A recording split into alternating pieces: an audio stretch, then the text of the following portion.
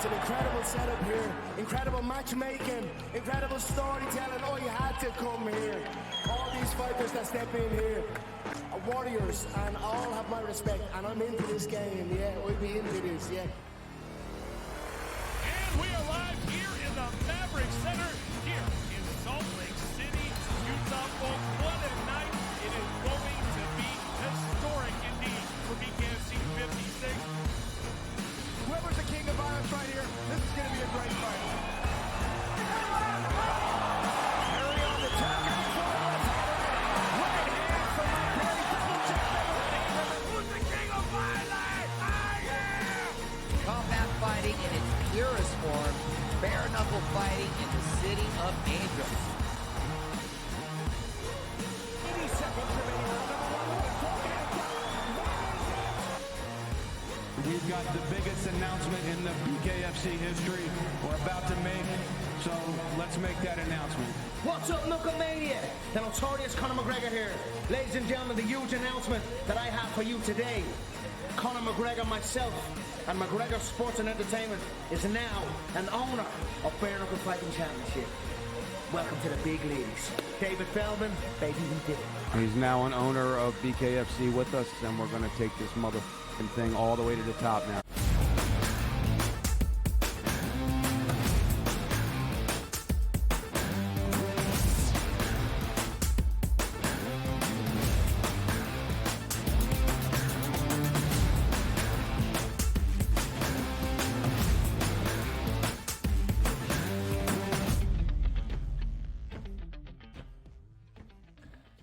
Welcome to hour number 3, live right here on this Monday on the early line. It's our third and final hour to kick off this new week on SportsGrid to really kick off all of 2024 in college football. Week 1 on the horizon. It starts with 21 games featuring an FBS program on Thursday. But week 0 already started 2024's college football season with theatrics and drama and upsets even over in Ireland. We'll talk Florida State to start off this third and final hour in just a moment. After that, DRS, a ton of Major League Baseball conversations. We'll set the slate for this 11-game slate that features a doubleheader in Cleveland between the Guardians and the Royals on this Monday. We'll get the prop perspective from SportsGrid's Tom Vecchio here in this third hour as well.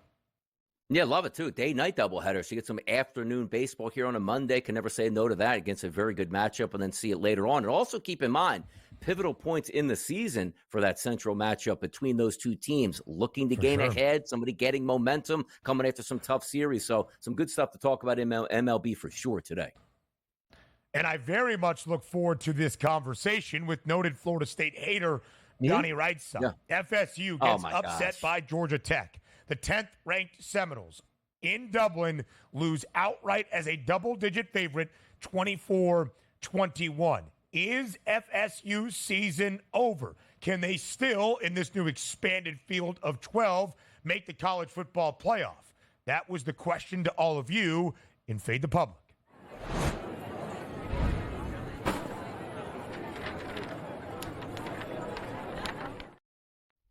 And by the way, I mentioned that his name is Donnie Wrightside. We've met Donnie Wrightside before, and now Donnie Rigside at SportsGrid on Twitter. Will Florida State make the college football playoff? Hashtag NCAA football, hashtag CFP, at Ben Scott Stevens, at Rigside VP. You just keep changing your name on us, and we don't even – go ahead. Yeah, take a moment. I mean, here's the thing right now. Like, at Ben Scott Stevens, like 37 syllables and words and everything in there. And then you get, like sometimes you fat finger, like, I just got the wrong key. Like, you skip 2 letters in my, at. That even makes – usually it's like RIGAI. I missed one here. VP, somehow ended up a VR. Just you messed it up by accident. But missing 2 of them at that point is pretty incredible. So, again, I didn't see this poll. I voted on it, retweeted it, but didn't actually see the poll until we actually went live here. I was like, come on now. What I was so surprised by, moments before we started on this Monday morning, you hit a Riz Twiz on it. because Yeah. I wasn't going to tell you about it. We were going to do our little surprise, rig side, Donnie rig side. Yeah. But you still hit a retweet on it, so I knew that you had seen that your at and your handle was a little bit different. I mean, that's what you're supposed to take for granted, right? You read the first line, you know what the ats are here, and you just get after yes or no at that point, Right. and, it's the way it is. But the fact that it was butchered so poorly today, maybe it was like a Florida State intern, if we had one, that was just trying to get back here, because now the now since my name got messed up, maybe the slander is going to get worse now.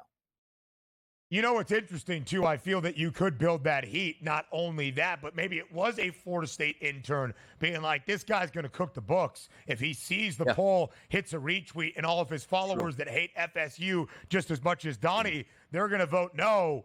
Donnie still hit the retweet, and we got a lot of no's. Nearly 88% of the public saying no, Florida State will not make the college football playoff, and there is Rigside VP in full. 88% saying no. FSU has no stinking chance of seeing the CFP this year. I know Donnie agrees.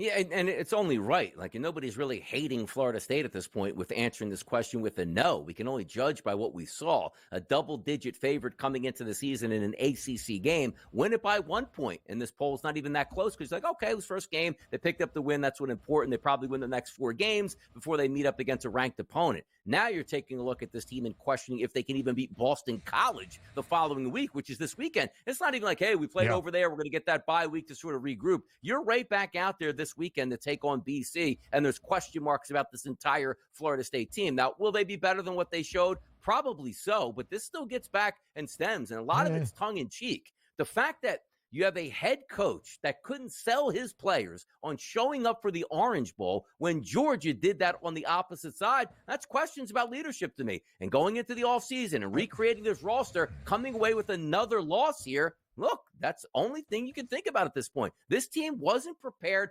once again in a big bowl game and then an offseason in another quote-unquote bowl game over there in Ireland. So that's where I'm left to believe. Florida State not making the playoff because they lost, yes, but also the question marks about the leadership of this program getting embarrassed twice in a row. That's a tough pill to swallow. Right.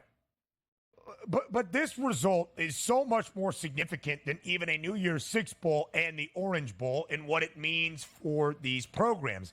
This one has direct ramifications on Florida State's outlook for the entirety of 2024. I do not question Mike Norvell's ability to lead this FSU program, like Donnie just alluded to right there. But one of the reasons that there were questions to answer for the Noles is what we saw in the Orange Bowl. Everybody that had opted out because they were about ready to go to the National Football League. Key guys on defense, Jared Verse, Braden Fisk. Key guys on offense, obviously the injury to Jordan Travis, but Keon Coleman and Johnny Wilson in those wide receiver spots. And then you lose Jordan Travis, and you have to make up some ground in terms of what you were doing at the quarterback spot. DJ Uiagalelei over there in Ireland, not great. The wide receivers, because of it, didn't really factor into the game. Trey Benson, who is no longer with FSU, did not have a great replacement in Roydell Williams, at least Florida State not able to take advantage on the ground as we might have guessed against a really bad Georgia Tech rushing defense from a season ago. But here is the silver lining for the Noles, and it might be very difficult to find as of this moment. Unlike years past, pretty much in the entirety of college football, but certainly in the 10-year, 4-team format of the college football playoff, FSU still has a path.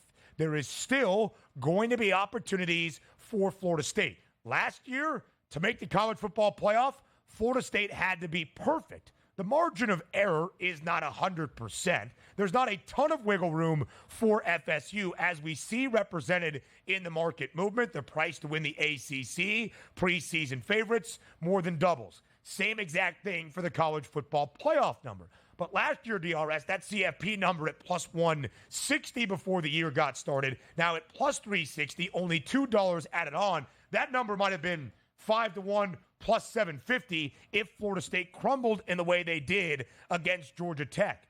It's only plus 360, not only because of the at-large berth, but Florida State still has a great opportunity within the ACC to make a run to a conference championship game, and a 10-2 ACC champion gets an automatic berth. A 10-2 ACC champ last year had no shot of sniffing the college football playoff. Yeah, and we're going to get a pretty good look over the next 2 weeks here on how good that ACC actually is, because we don't look at the ACC the same way we do as like the Big Ten and take a look at the SEC. That's why you can say, okay, if you can afford a loss early in conference play and fight yourself back, like let's just say Miami takes the field, and there's a lot of hype around Miami this year coming in as a top 20 team. They get hammered by an unranked Florida. Like, okay, now what are we doing? And Clemson, they're no longer the Clemson that we saw over the past decade or so. They are certainly beatable. So that's why that door is still open, and it's better to get those conference losses out of the way early, even if it is against a team like Georgia Tech that you were supposed to beat favored by double digits. That's still something to watch. So the door isn't closed, but I think everybody watching that game goes, look, they're just not good, which means are they actually going to run the table in the ACC playing some quality opponents here? Probably not. And that's why I got the no vote for myself. And Donnie is spot on. Clemson opens the year against Georgia on Saturday. Miami makes the road trip to Gainesville against Florida. We'll learn about the top of the ACC quick.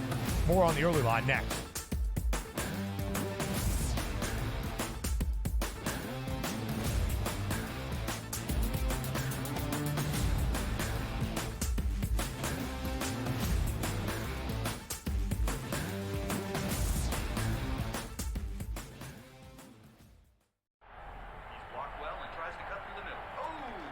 Your gut says Miami is going to win, and you should take the over. Your gut also said your NFT selfies would only go up in value. They didn't. But your head is on SportsGrid and knows the QB is in concussion protocol. The backup has a 45 QBR against the zone coverage. The New York D has the most sacks in the league. So yeah, trust your head. It's smarter to be on SportsGrid. There is going to be an energy to game time decisions that you will feel night in and night out. We're going to go through every single thing, and I've got a great team behind me that's going to help me get the job done. I want this to be the place that people come to. We are going to hit every single one of those markets that you need to know about. There is not going to be a better place, I promise you, than Game Time Decisions. We will have everything at our disposal, and we will use that to our advantage. I'm Kevin Walsh. Tune into Game Time Decisions from 6 to 8 p.m. Eastern on SportsGrid.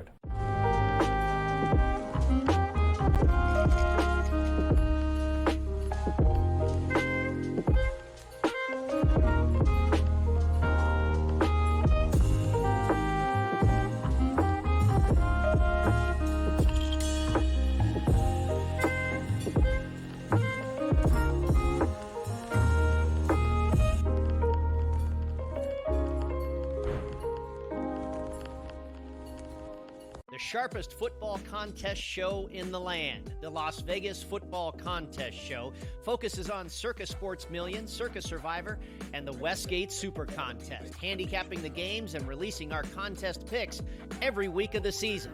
With two former Super Contest winners, Brady Cannon and James Salinas, a former NFL player, Mike Pritchard, and over $1 million in contest prize money won combined, the Las Vegas Football Contest Show will have you prepared this season like none other.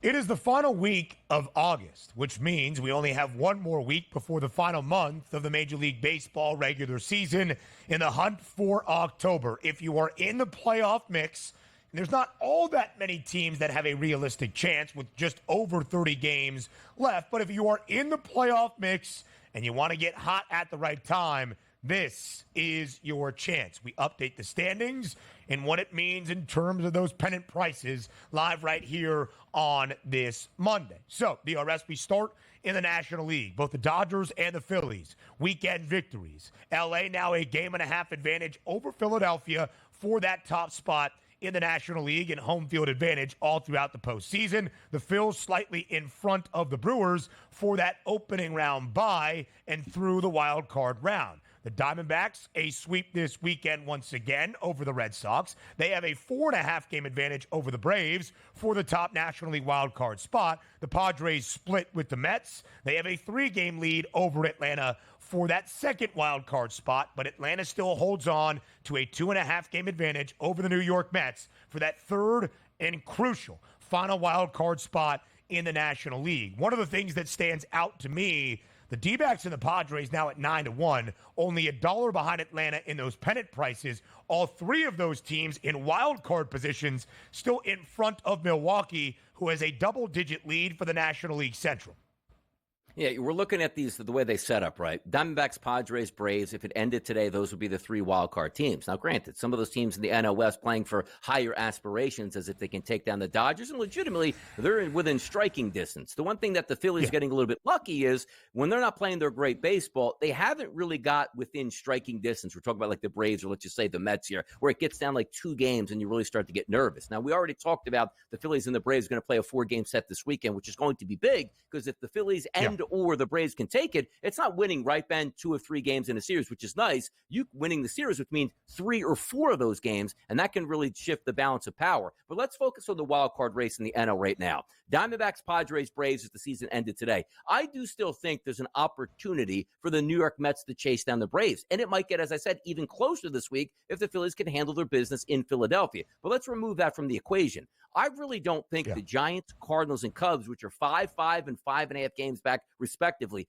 feel like they're going to be good enough to jump the Mets and the Braves to get into one of those wild card spots. So for me, it feels like it's a foregone conclusion. Now, granted, we still have a month left of the season. The Diamondbacks and the Padres will be those wild card teams, and the Braves and the Mets probably going to fight it out who's going to get that final spot. I would be shocked if the Giants, Cardinals, and Cubs were able to make up enough ground to leap those. So it just feels like the Mets are that last hope to overtake the Atlanta Braves here to get that final wild card spot for me.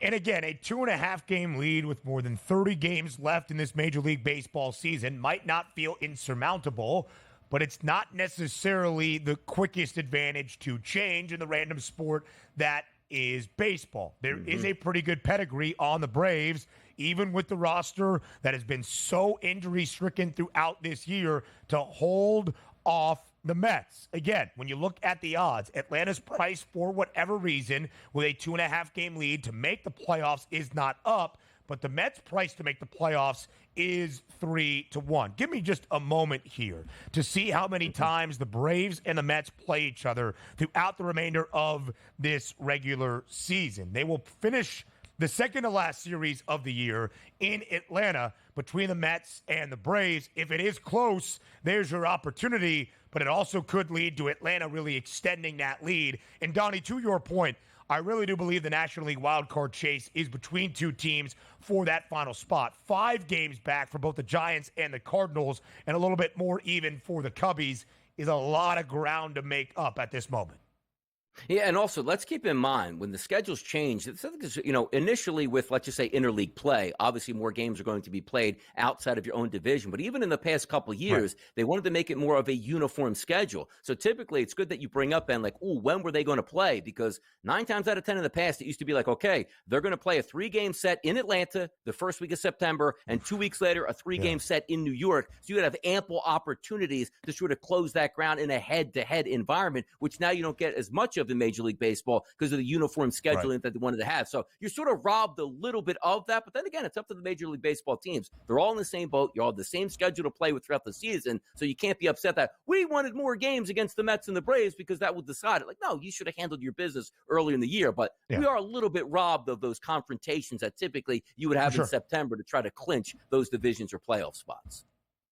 Only 13 divisional games against your opponent. So you play each opponent 13 times. Used to be closer to 19 around MLB. And so far, between Atlanta and New York in the head-to-head this year, 10 games played. The Braves have won 5. The Mets have won 5 as well. New York's schedule down the stretch, not easy. Their final 5 series, 7 games against the Phils. They have a series against the Nationals. They end the year against Milwaukee. By that point, because the Brew Crew has a 10-game lead right now for the top spot in the National League Central, Milwaukee's probably going to have to do very little. That could actually be a blessing in disguise, at least on paper right now, for the New York Mets. Let's talk about the Brewers, DRS. plus 950. They're a game behind Philadelphia for that second spot, which would be the final bye through the wild card round. If Milwaukee, for whatever reason, were to catch Philadelphia or LA down the stretch, do you think it would even move the Brewers' number to win the National League pennant? I still think it would, because then again, when you're going to line up against that team you just crossed over, it means you would get home field advantage in your ballpark at that point. So it will make a difference. But I just feel like the odds are out because the playoffs are judged much, much differently than the regular season. And you hear me say a lot, I think Milwaukee plays playoff baseball on a night-to-night basis. It's not the, hey, let's outslug you 10-7, let's beat you 3-1, 3-2 at that point. But I just figure people are, posting up with the Dodgers, who have a decent starting pitching staff that they didn't have for most of the summer by the time you get around to playoff baseball. And the Phillies are going to open up playoff baseball with Zach Wheeler, followed by Aaron Nola, and now looks like Ranger Suarez came back off the IL with a quality performance against Kansas City. That's the way you match up the playoffs, and that's why you have the favorites. For sure. It's about the matchups, not necessarily the totality of the season and how it played out. And you might be thinking, Arizona's been so hot. Could they catch Milwaukee? The three divisional winners get those top three spots. Exactly. More than likely, it's the Diamondbacks and the Padres in that wild card series as the Dodgers maintain a 3-game lead in the National League West. So the American League up next on the early line.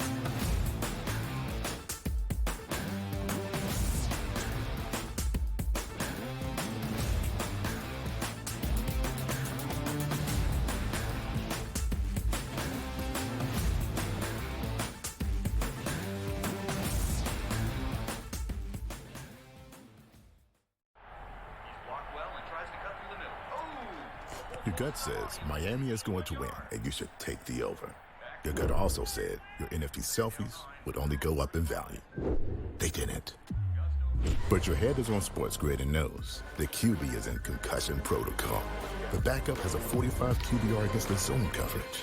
The New York D has the most sacks in the league. So yeah, trust your head. It's smarter to be on SportsGrid. There is going to be an energy to game time decisions that you will feel night in and night out. We're going to go through every single thing, and I've got a great team behind me that's going to help me get the job done. I want this to be the place that people come to. We are going to hit every single one of those markets that you need to know about. There is not going to be a better place, I promise you, than Game Time Decisions. We will have everything at our disposal, and we will use that to our advantage. I'm Kevin Walsh. Tune into Game Time Decisions from 6 to 8 p.m. Eastern on SportsGrid.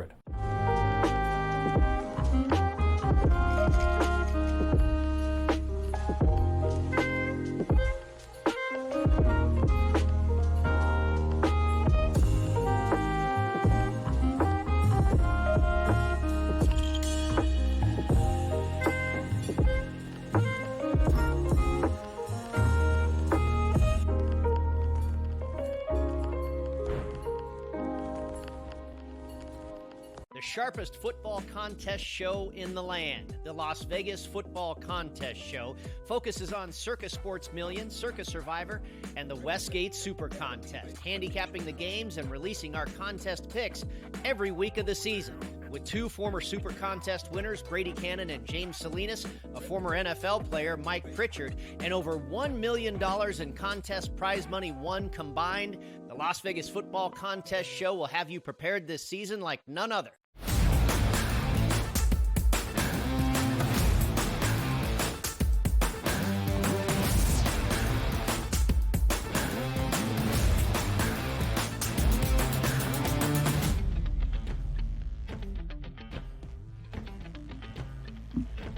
The American League playoff picture live on this Monday on the early line on SportsGrid. Then we'll dive into some of the slate on this Monday as well. The top three spots right now, the three first-place team in the divisions. The Yankees, a 1.5 lead over Baltimore. The Guardians, 3 games up over both the Twins and the Royals in the American League Central. And the Astros pulling away a 4.5-game lead over Seattle in the American League West. The O's 11-12 here in the month of August. They've been pretty mediocre since the All-Star break. Still maintain a pretty good cushion for that top American League wildcard spot. The Royals and the Twins, the same exact record, 72-58. Donnie, it's going to be slightly competitive for the final National League wildcard spot. Can the Braves hold off the Mets? The odds makers would say so. The Royals and the Twins, both a 4.5-game lead over Boston for the final wild card spots in the American League. Yeah, and it seems like, again, where you sort of have that cutoff level, but do we even have a cutoff level here? We talked about the National League. It's like, okay, maybe the Mets can jump over the Braves, but now you're taking a look here as the Royals in that final spot, if the season ended today, a 4.5-game lead over the Boston Red Sox, who are losers of 3 straight games, and those 3 straight games were in their own ballpark, taking on Arizona. So if I'm saying to myself, I thought Boston had its chance to surge a little bit earlier in the season, and it looks like it may be stalled out. Now, the one thing that you can maybe factor in is, once again, the pedigree technically is not with Kansas City to say, yes, they're so talented, they're going to run away with this down the stretch. A lot of young ball players on that team who don't have a lot of success winning, and you're dealing with some pitchers here on that same sort of ilk. So my money still going to say the Royals are going to make it in, and I don't think the Red Sox, the Mariners, Tampa Bay, or Detroit is going to be able to jump into it. So if we are solidified, again, it's still a toss-up who's going to win the Central and who's going to win the East, but I don't think the Boston Red Sox at 4.5 games back have enough to get over the hump. And we talked about it earlier, right? Tanner Houck, your ace of the staff, leaking oil now. Things just aren't looking as rosy in Boston as they were just a few short weeks ago. So is Seth Lugo for KC, but 4.5 games is a substantial margin to make up in baseball. The Royals have the 3rd most difficult schedule remaining in MLB. They don't play the White Sox anymore throughout this season, which is a tough thing for an American League Central club. But the reason 4.5 games is difficult, even if the Royals, in this difficult 31, 32 game schedule remaining, end the year 14-18. That's a lot that Boston has to do to even leapfrog a Royals team that ends the final month with a losing record. We'll get to KC in just a moment. The most compelling race, in my opinion, is the top spot of the American League East. The Yankees and the O's, the second to last set of the season against each other. The Yanks, a 1.5-game advantage over Baltimore. New York, minus 180 to win the division. Donnie, do you agree with the odds makers? Have the Yanks clearly set themselves ahead in the American League East in your mind? I don't know if they clearly set themselves ahead per se, because, again, we still have a whole month down the stretch, and you have one bad week, one team has one good week, and away your way back into the standings, back in it for the Orioles. But we're sort of setting the stage, and we were going through this with the Yankees for a couple weeks, like, ooh, what's gotten into them? I know I picked them to win this division. They're starting to slip out of it here. The pitching isn't as good. The hitters aren't stepping up to the plate. Fast forward to today, where you're talking about the 2 best players maybe in the American League on the same team with Juan Soto and Aaron Judge, and there's pulverizing their opponents on a day-to-day basis, and the Baltimore Orioles, you're trying to line them up and say their starting staff, including Corbin Burns, isn't what we thought it was going to be. And what is it actually going to look like when the playoffs actually start in October? So for my money, I still do think the Yankees are the favorite. It's not a runaway at this point, but I just wanted to stay for real with that all summer long. I was always a Yankees guy here, and I didn't change my tune when they fell out of first place. I'm not going to change that tune now that they're back in first place. I always thought they were the best team here in the AL East. An intriguing matchup today for the top spot in the American League Central. Again, the Guardians 3 games ahead of both Minnesota and KC. That could change on a dime for Kansas City and Cleveland today. A doubleheader in the land. The Guardians, an underdog in Game 1. Cole Reagans gets the start for KC. The Guardians, as of right now, a favorite slightly in Game number 2. How does this play out today, DRS, in the land?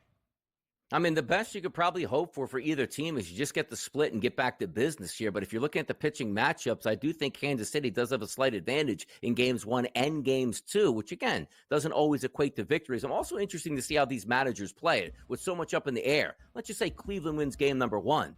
You giving some of your players off Game number 2 to even up the field, or are you going to press that lever down? Because typically in, let's just say, May and June and maybe earlier July, it's like, hey, you know what? We can't risk by injuring a player, playing him too much. That's not the case right now. You win 2 games over a division rival, you better take advantage of that and not say, we won Game 1. Let's just see what happens in Game number 2.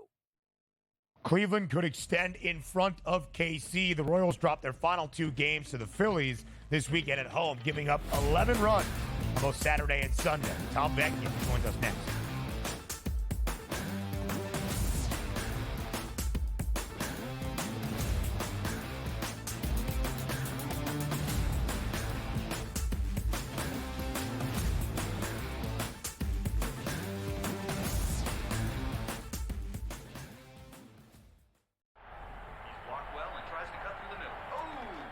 Your gut says Miami is going to win, and you should take the over. Your gut also said your NFT selfies would only go up in value. They didn't. But your head is on SportsGrid and knows the QB is in concussion protocol. The backup has a 45 QBR against the zone coverage. The New York D has the most sacks in the league. So yeah, trust your head. It's smarter to be on SportsGrid. There is going to be an energy to game time decisions that you will feel night in and night out. We're going to go through every single thing, and I've got a great team behind me that's going to help me get the job done. I want this to be the place that people come to. We are going to hit every single one of those markets that you need to know about. There is not going to be a better place, I promise you, than Game Time Decisions. We will have everything at our disposal, and we will use that to our advantage. I'm Kevin Walsh. Tune into Game Time Decisions from 6 to 8 p.m. Eastern on SportsGrid.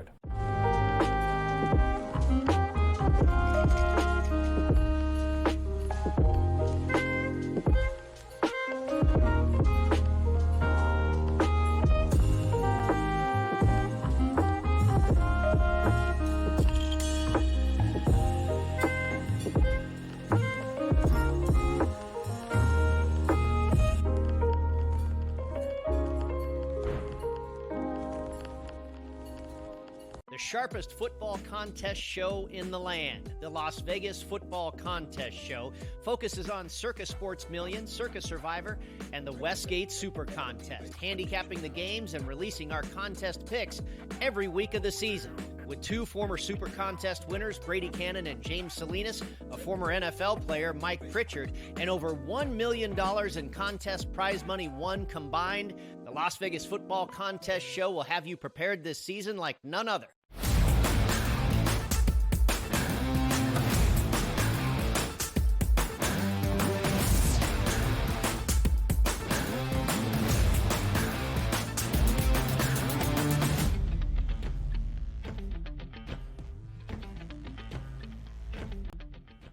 SportsGrid's Tom Vecchio joins us live right here on this Monday morning on the early line on SportsGrid for his prop perspective, both at the daily slate we will see today in MLB, some season-long props from the home run prop king to the home run leader in Aaron Judge, and a post-preseason pick to get you set for the NFL campaign in 2024. Tom Vecchio, as always, thank you for being here on the early line.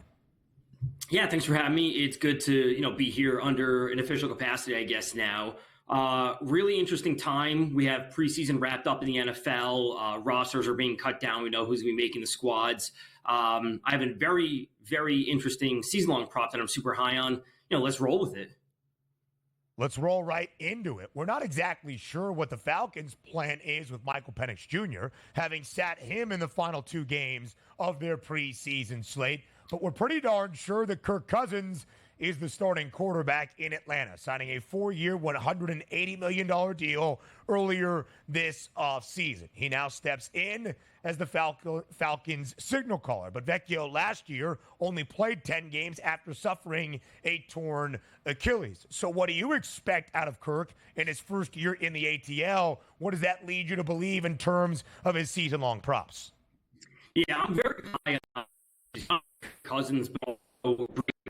So Cousins over 3,800 passing yards. Obviously, to what he did.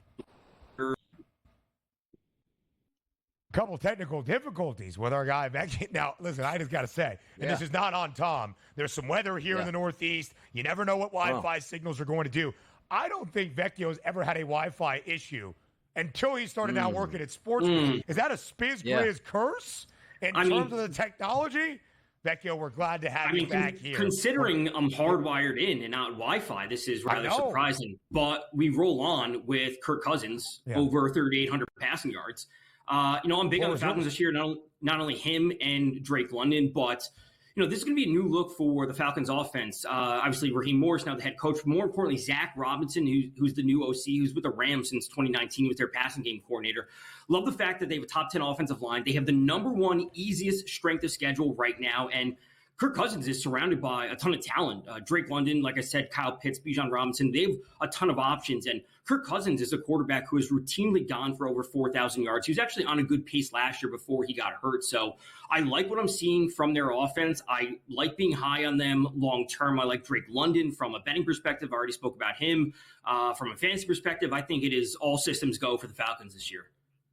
Yeah, I do think it as well. I think they win that division. I do think the addition over there of Kirk Cousins really is going to change some things up in that passing game. And just breaking it down, roughly about 223 yards per game Kirk Cousins needs. As long as he's healthy and playing a lot of games in a dome, he should be just fine there. Let's flip it over to Major League Baseball here, Tom, and take a look at the two best players in each league careening towards MVP seasons. That's Aaron Judge. If you take a look at the FanDuel Sportsbook, how about this? Aaron Judge hit 63-plus home runs this season, is now listed at a minus 115 price. Aaron Judge, a triple crown at a plus 520 price. And if you flip it over to Shohei Ohtani, the 50-50 club, you've got to be kidding me, is only at a plus 175 price. That tells you how talented of a season Ohtani is having, and the triple crown for him is at a 10-1 price. Talk to us about Judge and Ohtani and some of these numbers. Yeah, the MVP awards are probably locked up at this point. I would never lay, minus 110 or minus 115 on a home run prop, just considering how variable they are, despite how good Judge has been. The Judge Triple Crown is interesting. He's batting .333 right now. Witt is up at .347, so that is relatively close. I think the most interesting one, besides Judge, would be Ohtani, and would be Ohtani going for 50-50. I don't think the Triple Crown is in play for Ohtani. Judge can certainly get there, but I think Ohtani has a better chance to get 50-50 rather than the Triple Crown. The batting average is too close. The home runs are too close, but the 50-50, I think, is on the table because the home runs will be there. I think the stolen bases actually have a pretty good chance because it's not like the Dodgers are sitting with a 10-12 game lead as we kind of expected they were. I think with a 3-game lead right now in the West, they have to continue pushing for that division title. Betts is back. They have to have all systems go. Their offense, they can't kind of ease off the gas. So give me Ohtani going for 50-50 rather than the Triple Crown.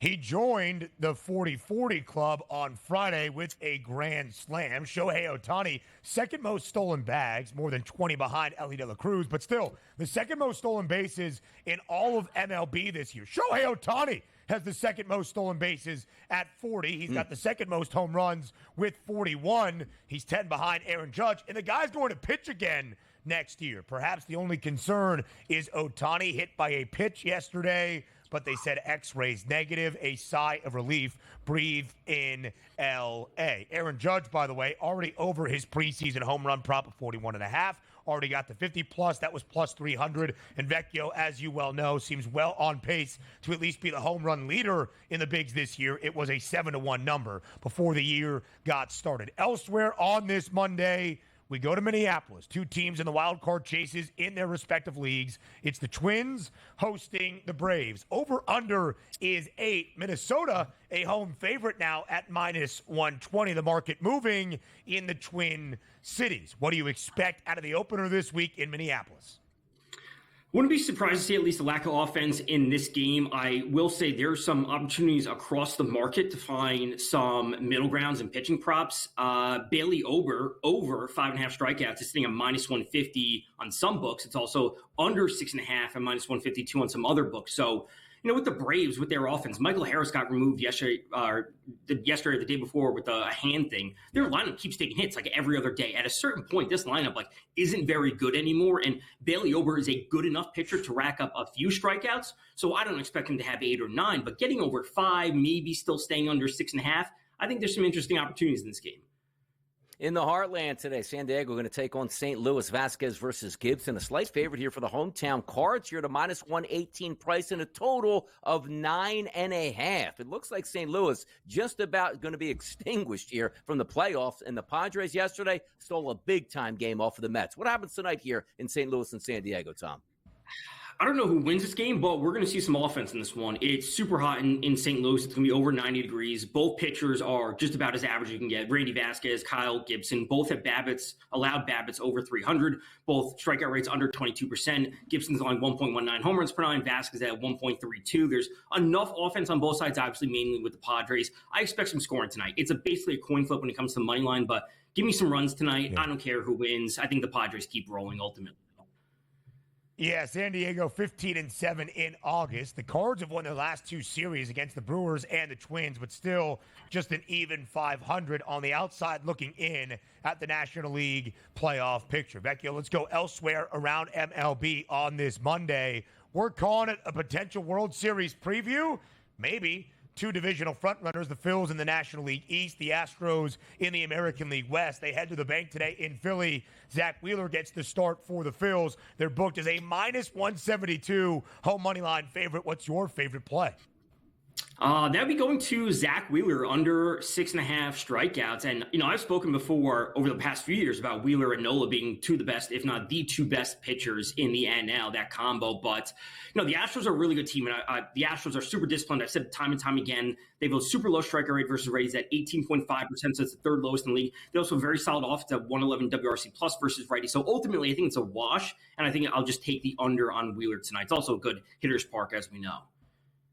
So, Vecchio, as we have 11 games on this Monday, it's because of the addition of the doubleheader in Cleveland. Day-night doubleheader. What's your best play from the two games in the land?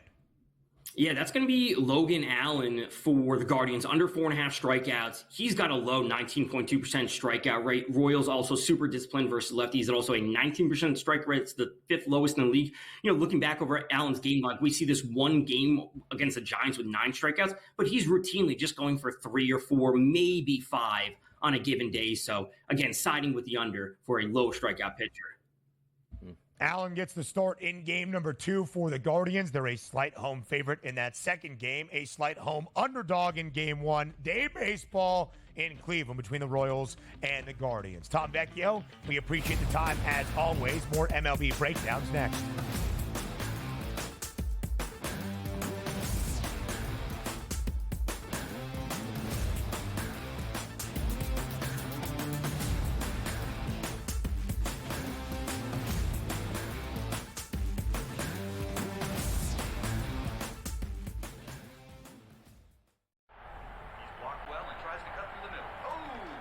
Your gut says Miami is going to win, and you should take the over. Your gut also said your NFT selfies would only go up in value. They didn't. But your head is on SportsGrid and knows the QB is in concussion protocol. The backup has a 45 QBR against the zone coverage. The New York D has the most sacks in the league. So yeah, trust your head. It's smarter to be on SportsGrid.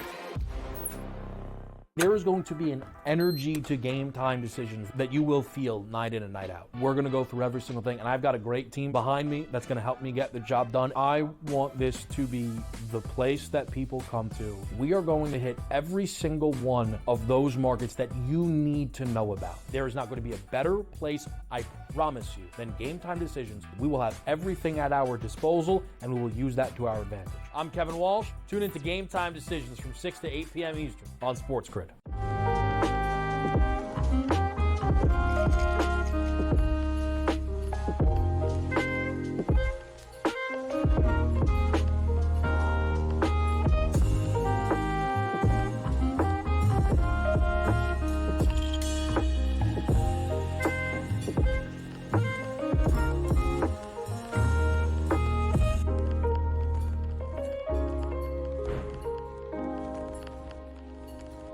The sharpest football contest show in the land, the Las Vegas Football Contest Show, focuses on Circus Sports Million, Circus Survivor, and the Westgate Super Contest, handicapping the games and releasing our contest picks every week of the season. With 2 former Super Contest winners, Brady Cannon and James Salinas, a former NFL player, Mike Pritchard, and over $1 million in contest prize money won combined, the Las Vegas Football Contest Show will have you prepared this season like none other.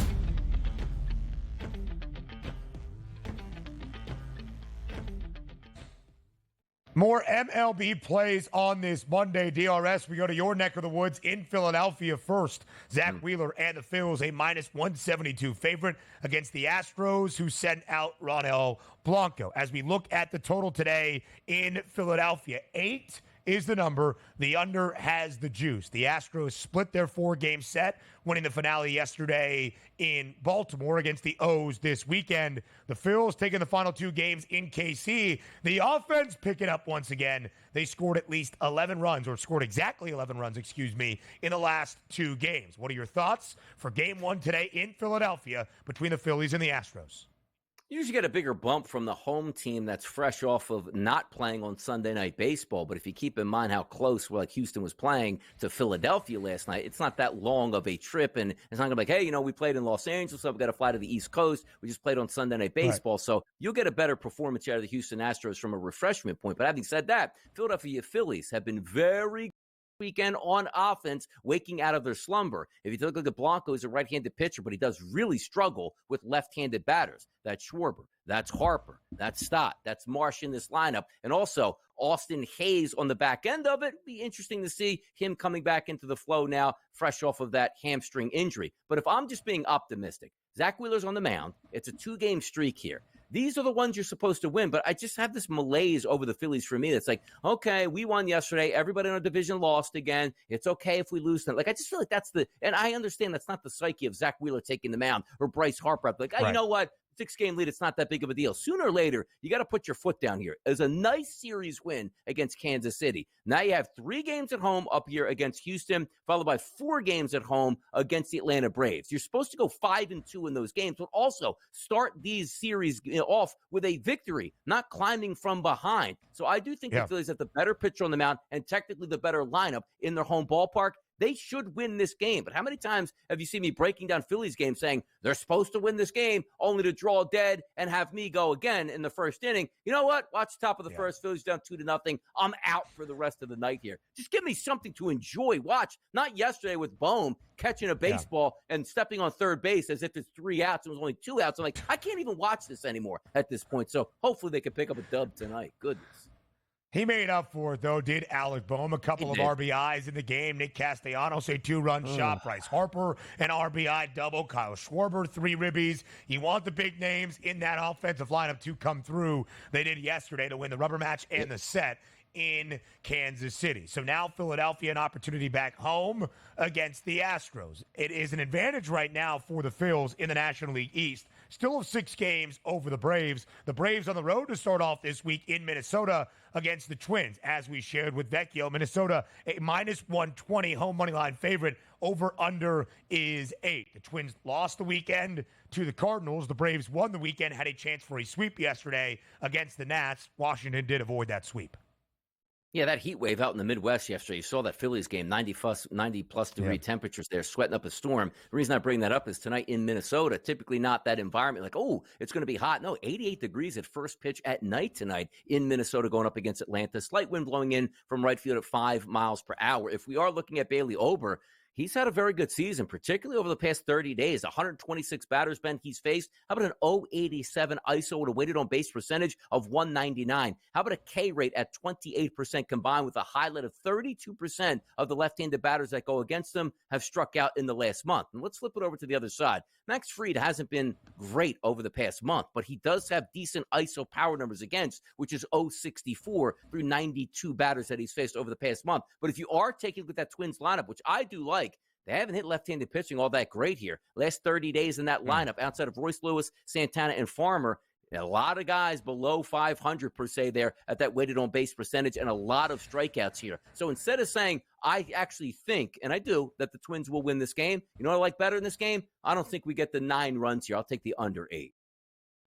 It is a little intriguing to see Max Fried get a start for Atlanta, even on the road, and the Braves being underdog, but that is the case as of right now. Again, Atlanta 2.5 games up for that third and final wild card spot in the National League. Late night out in the Pacific Northwest, the Mariners, a series victory this weekend. Good for Seattle over San Francisco. The Rays go all the way up the West Coast to the Northwest after losing their weekend set to L.A., that being the Dodgers, yesterday. The Mariners, a home favorite today, 4.5 games back of Houston in the American League West. If there is ever going to be a charge for the Mariners, it starts right here, right now. Will Seattle answer the call? Yeah, here's what's going to answer the call. Is anybody going to be able to get the 4 runs in this baseball game? That's the question mark. You see that total, which is ultra low at 7, and rightfully so. If you're taking a look at 2 Major League Baseball teams right now and said, boy, which teams would you not want to have at the plate in a key situation? It's probably the Tampa Bay, and it's probably Seattle. So for myself, again, true pitcher's ballpark, late night game. It needs to be a playoff atmosphere for both of these teams because there is no tomorrow if you continuously lose. So I look for myself saying, I don't know who's going to win this game because I do think it's a toss-up, but I'm not taking this game to go over 8 runs to lose. I think it stays at 7 or less here. So another under on the card for me. Yeah, 7 is that total. Might we see some offense where it's hot under the arch in St. Louis? Total is 9 between the Padres and the Guardians. St. Louis, a slight home favorite. What's the play? Yeah, the play for me, obviously, just looking towards against St. Louis and towards San Diego. Gibson's on the mound. Last 30 days, terrible. A 209 ISO against with a weighted on base percentage of 372, but that's an equal opportunity, Ben. Lefties and righties getting the best of him. Outside of Jake Cronenworth, 139 ISO and a 304 weighted on base percentage. Every single player on that roster for San Diego, their weighted on base percentage is above average against right-handed pitching over the past 30 days. It is hot. I think the runs will be provided by the San Diego Padres. The Pittsburgh Pirates get ready to host the Cubs. If Chicago's going to make a run, it also starts now to stay in National League wildcard contention. The Buccos winning a 4-game set, taking 3 of 4 against the Reds this weekend. What happens today inside PNC? Yeah, how about yesterday, Chicago with Aller on the mound, or facing Aller, were able to muster 2 runs yesterday. I actually took that over at 9.5, and if you would have told me that the Marlins would play 7 runs and I would take a loss, I mean, come on, Chicago. So getting back to it today, Jamison Tyone, a decent pitcher, but struggling over the past 30 days, particularly against left-handed batters to the tune of a 406 ISO power number. Mitch Keller also struggled with lefties. I do think that Cubs lineup does have a bounce back today with a lot of lefties in the lineup. Maybe a team total over for the Cubs. Who would have thought that? DRS, enjoy the money line. More TEL next.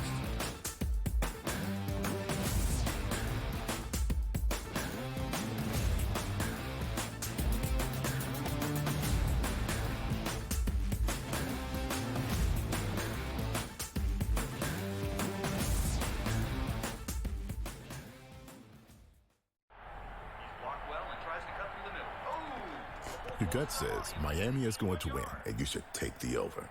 Your gut also said your NFT selfies would only go up in value. They didn't. But your head is on SportsGrid and knows the QB is in concussion protocol. The backup has a 45 QBR against the zone coverage. The New York D has the most sacks in the league. So yeah, trust your head. It's smarter to be on SportsGrid. There is going to be an energy to game time decisions that you will feel night in and night out. We're going to go through every single thing, and I've got a great team behind me that's going to help me get the job done. I want this to be the place that people come to. We are going to hit every single one of those markets that you need to know about. There is not going to be a better place, I promise you, than Game Time Decisions. We will have everything at our disposal, and we will use that to our advantage. I'm Kevin Walsh. Tune into Game Time Decisions from 6 to 8 p.m. Eastern on SportsGrid.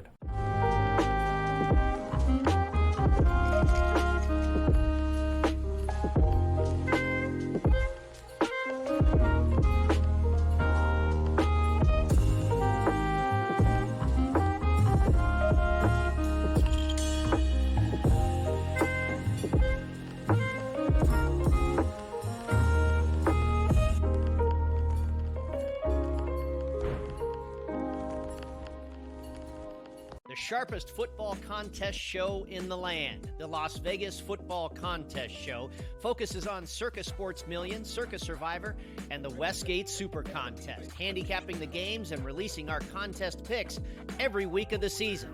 With 2 former Super Contest winners, Brady Cannon and James Salinas, a former NFL player, Mike Pritchard, and over $1 million in contest prize money won combined, the Las Vegas Football Contest Show will have you prepared this season like none other.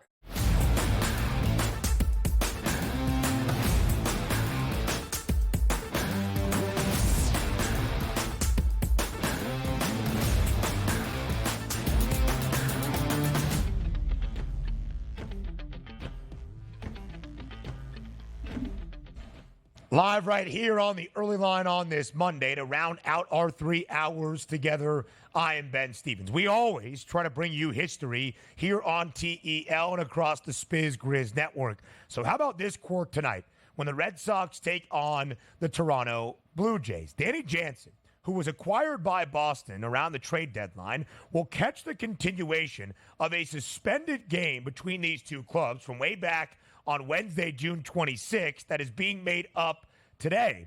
Red Sox manager Alex Cora confirmed last week, which will make Danny Jansen the first Major League Baseball player in history to appear in a single game for both teams. Take it even a step further. When the game was called entering the second inning, it was Danny Jansen up at the dish for the Blue Jays. So he is going to be catching today against his former team with the pinch hitter, so to say, that takes his place in the Jays lineup. Now that is fun. We like history around MLB, and it will happen tonight probably around 7:11 p.m. Eastern time as the Red Sox host the Blue Jays, a minus 154 price in favor of Boston. Total is 9. It's been a disappointing year for the Jays, despite Vladimir Guerrero Jr. having a career renaissance. The Red Sox 4.5 games back of both the Twins and the Royals for the final 2 American League wildcard spot.